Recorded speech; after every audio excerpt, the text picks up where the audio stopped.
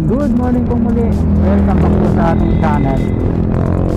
Ngayon po ay araw pa rin ng Sabado, ika-24 sa buwan ng Enero 2026. Ang oras na po natin ay alas 9:05 ng umaga. Kagaya nga po ng nasabi ko sa inyo, ay didiretso tayo dito sa Santa Rosa. Pero hanggang dito lang tayo dahil may error yung ating pinagawang baterya ng drone. Kalukuyan, nandito nga po tayo sa lungsod na ng Santa Rosa, particular dito po tayo sa Barangay Tagapo. At nasa kanan natin yung Robinson at approaching na po tayo dito sa overhead. Yan yan, parang flyover na yan, pero kalsada talaga siya, overhead lang ang tawag. National Highway pa rin kabayan at i-update nga natin tayo. I-update nga po kayo dito sa ginagawa pa rin PNR and SCR dito sa Santa Rosa area. Pansamantala kanan po muna tayo dito. Ayan, no, mayroon siyang railroad crossing. At nakita kasi natin ay meron na din yung ano dito, hindi nahagip ng drone natin. Ano yan, no? Haba na rin pala, no? At meron pa pala dun. Wait lang.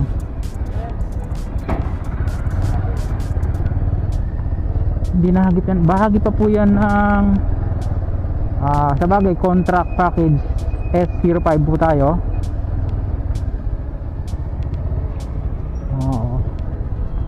Hindi nahagip ng ano natin yan, ang drone nung nakaraan. Kaya kuhanan natin siya. Reduce the speed now, slow down, humps sa unahan. Kasi nga ito yung ano, maliit na tulay ng train dati. Ayan siya, ayun, no, ang paadami na pala.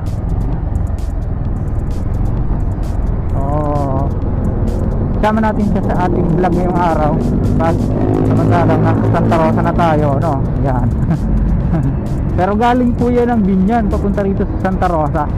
Kuha po tayo ng aerial shot. Here we go.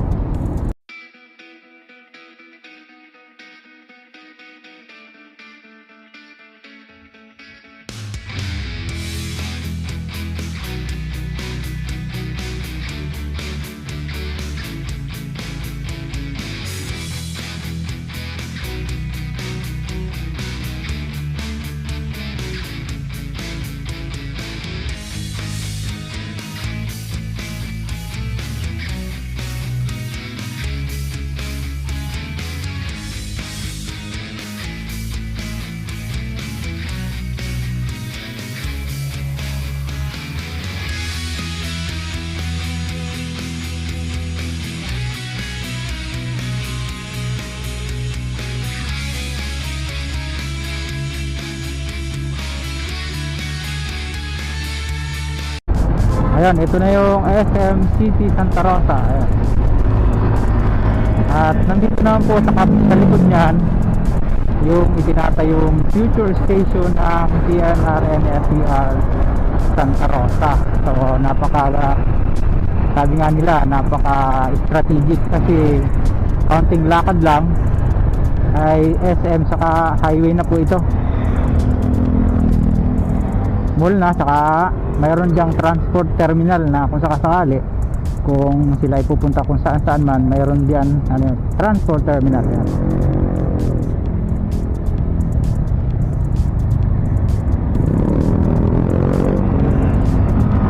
Medyo tinadtad lang dito ng traffic light, kaya kita nyo halos kada kanto mayroong traffic light. Yan.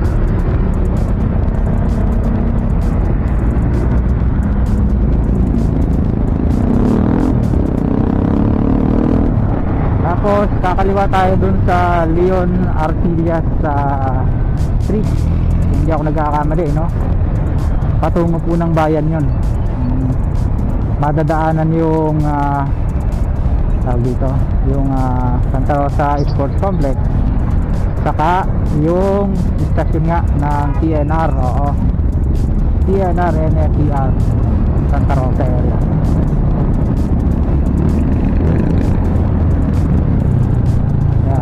susunod na naman, traffic light na naman yan. Yun na nga yung pakaliwa.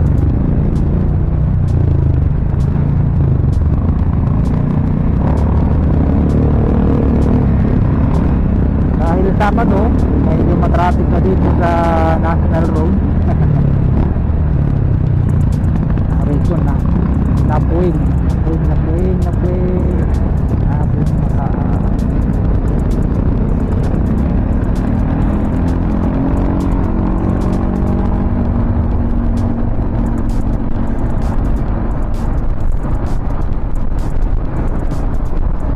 Pupunta na po ito ng bayan, kagaya nga ng nasabi sa inyo kanina.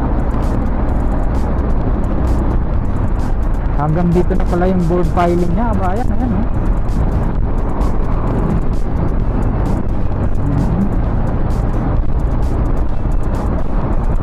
Dito hindi naman kailangan ng balance cantilever bridge kasi may silang yung ano eh. May silang yung ilog, yung sapa dito, yung creek na tinawiran. Ayan siya o. Doon sa kabila tayo galing kanina, kabila, ayan. Tapos ito na po yung Santa Rosa Multipurpose Complex. Kaya uy, meron nang siyang mga ano. Tika lang ha, papo tayo ng area search dito. Stay tuned.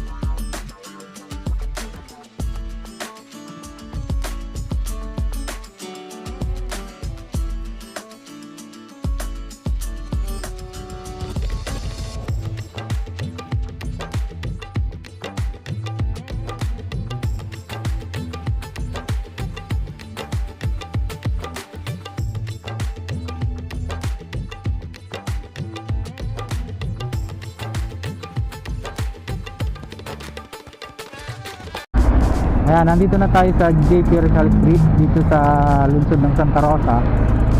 At ito na nga yung sinend sa atin ni Sir Patrick na litrato. Ayan o, tumawid na siya rito sa JP Rizal Street paglampas dito sa Olympia. Nandito na yung launching gantry, yung kulay-pula. Maalala nyo huling update natin, nandyan yan sa may Southville eh. Ang bilis no? Kailan lang yun ah, parang December last year. Oo.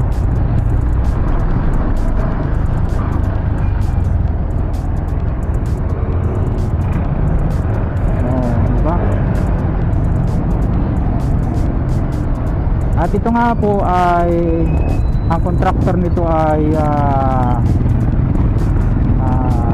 joint venture ng Hyundai saka Dunga, ayan, no? HDJD. Ito na po yung Olympia Park Subdivision sa ating left side. At di kalayuan, ayan na siya. Ayan, naisumin na natin kanina yan sa ating drone kasi malakas ang hangin, hindi natin mapalayo. Lumakas na naman ang amihan. Galing doon, no? Patabi doon. Pupunta yan doon. Sana po ito sa may pinakamahabang na ilatag na girders, kabayan. Saka ito yung pinakaunang nagkaroon ng ginagawang station, no? Dito sa south. So proceed po tayo sa may Golden City. Tapos kuhanan ulit natin siya ng aerial shot doon. Stay tuned.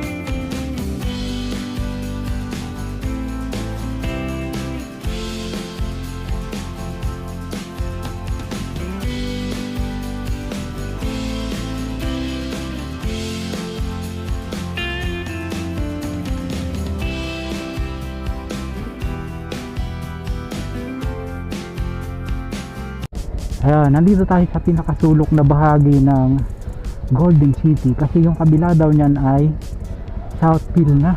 Oo. Nakita nyo naman, ayan oh. Ilalagyan na rin ng parapet wall. Babaybay natin dito.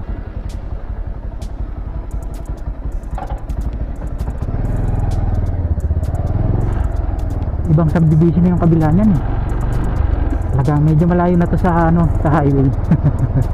As in sulok talaga siya. Oh. Ayan oh. Sa likod na likod lang siya ng Golden City mga kabayan. Nagpaalam tayo dun sa isang may-ari ng bahay. Baka mamaya kapag kamalan tayo kung ano ginagawa. No, ayan, may din na nagsasabi. Salamat po doon sa mga nakakaintindi, no? Thank you so much po sa inyo. Ano, ganda. Talagang halos hanggang doon na yan, hanggang doon na yung dulo niya sa pagtawid ng ilog papunta ng Kabuyaw, kabayan. Susunod nga po pala natin dahil may natira pa tayong baterya.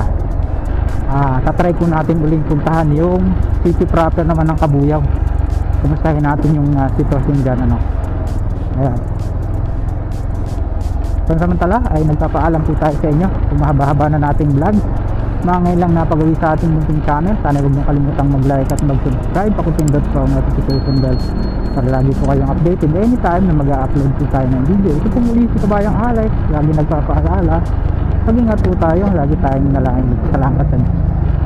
See you po on my next vlog at feeling. Hasta bye bye.